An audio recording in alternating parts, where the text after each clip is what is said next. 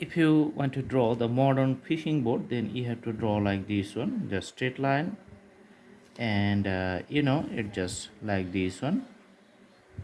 Okay, and putting the back like a flat shape and just connecting in to the top.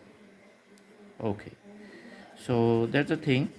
The side you can just put some graphics on it, also this side. Okay, and you can put the racks here, so few graphics,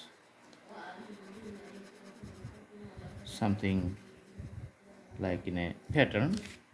Okay, and on the side you can also put the drawing, just put some waters here like this. All right,